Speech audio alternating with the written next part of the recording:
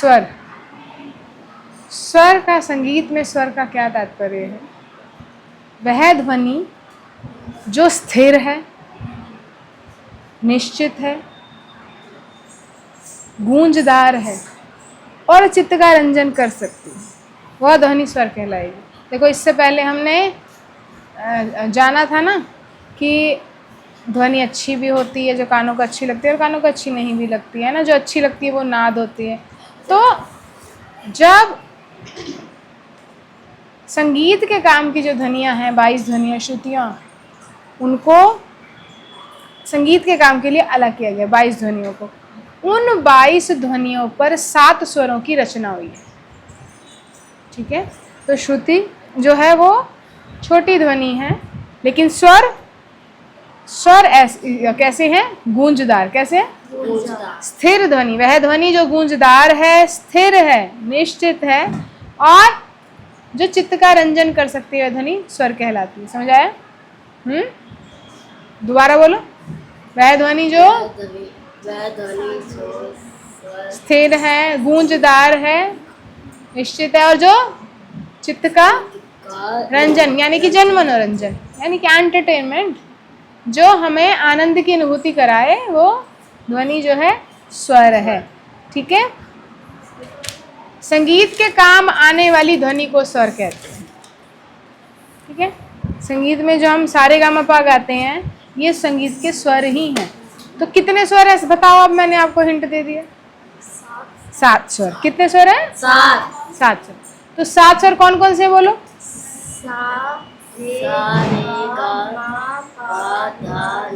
सब बोलो एक साथ। सा रे गा मा पा धा नी। जब हम ऐसे पढ़ रहे हैं तो आप सिंपल भी बोल सकते हो, सा रे गा मा पा धा नी। अगर आप इसको गा रहे हो तो फिर गाने में प्रॉपर गाना पड़ेगा, है ना?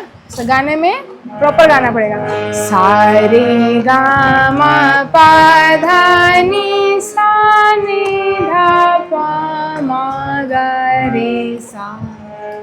ठीक है, गाएंगे तो प्रॉपर गाना पड़ेगा। सा रे गा मा पा धा नी सा। ये तो 8 हो गए ना, आप तो 7 कह रहे हो। हाँ, समझ आई? बात समझ आई कि सा जो है वो रिपीट होके आ रहा है, दूसरी बार आ रहा है, वो सप्तक ही बदल गया। 7 स्वरों का जो समूह है वो नी तक है, अगला सा जो आ गया वो दूसरे सप्तक में चला गया, दूसरा सप्तक शुरू हो गया। ठीक है, तो 7 स्वर संगीत के निर्धारित किए गए हैं 22 श्रुतियों के ऊपर। कितनी श्रुतियों के ऊपर? 22। ठीक है, और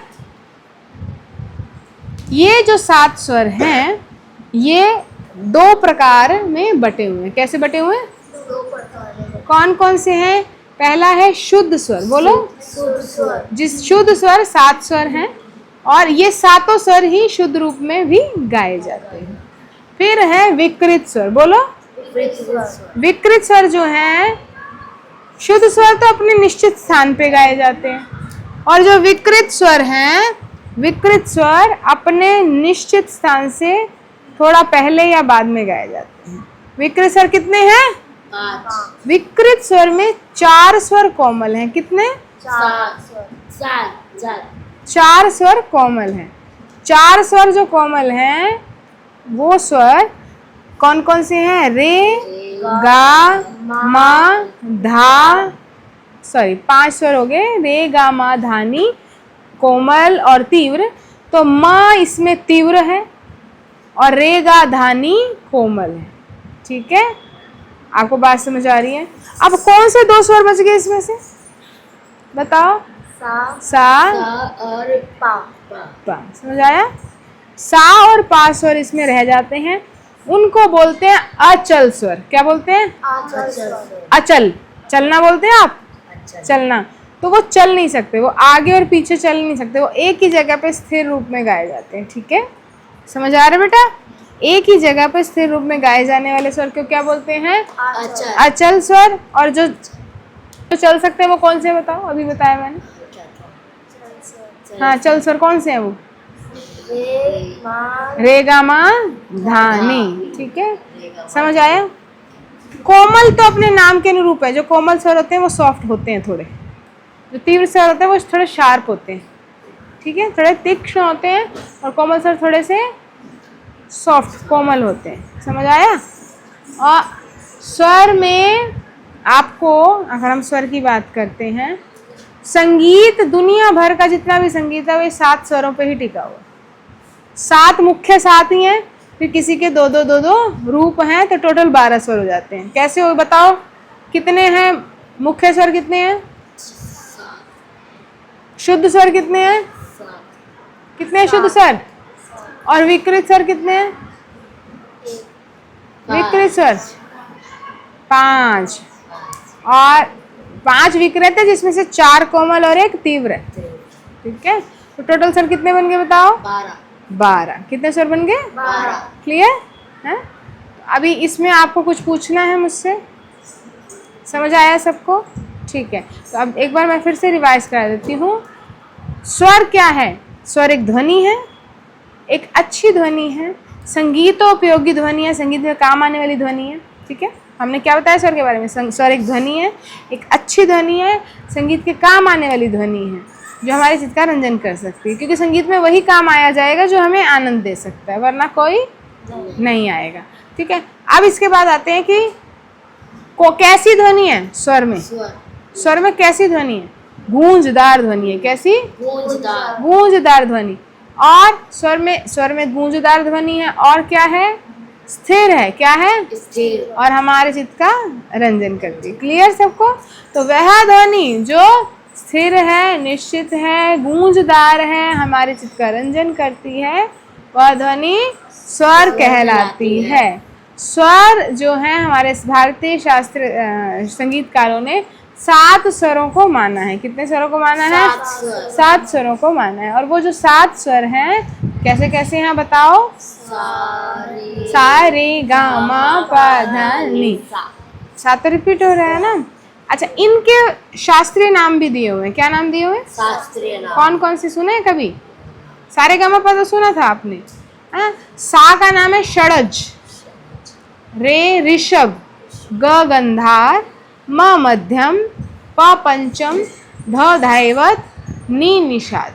ठीक है, तो ये इनके शास्त्रीय नाम भी हैं, लेकिन इनको गाने में असुविधा होने के कारण इनके छोटे नाम रखे गए हैं। ठीक है, अभी मैं बता रही थी कि दुनिया भर का संगीत इन 7 और 5 12 स्वरों में ही मिलता है। तो मुख्य रूप से स्वर कितने हैं? 7। शुद्ध स्वर कितने हैं? 7। वो जो मुख्य स्वर है वही सारे शुद्ध स्वर हैं।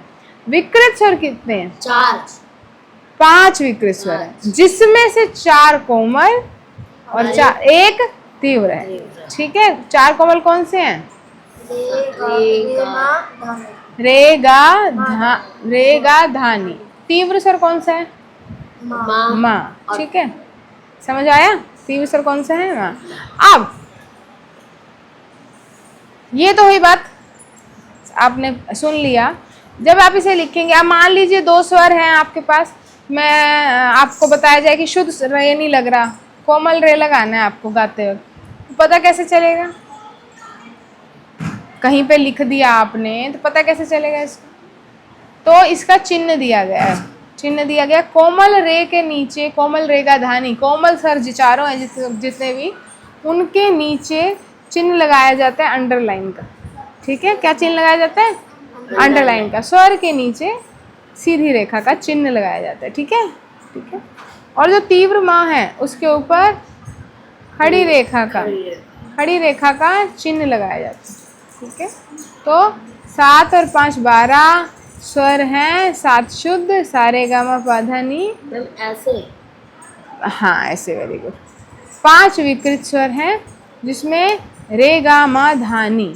4 कोमल हैं। कोमल स्वर अपने निश्चित स्थान से थोड़ा पहले गाए जाते हैं, रे गा धा नी स्वर, और इनके नीचे अंडरलाइन लगेगी। 1 स्वर तीव्र है, वो अपने निश्चित स्थान से ऊपर उठ के गाया जाता है, थोड़ा सा हल्का सा ऊंचा गाया जाता है, और इसके ऊपर खड़ी रेखा लगेगी, माँ। ठीक है, तो ये हमारा स्वर का चैप्टर है। आप सब इसको भी नोटबुक में लिख के भी लाना, और फिर इसको पढ़ना भी सही, और जहाँ दिक्कत हो मुझसे आप पूछना। ठीक है।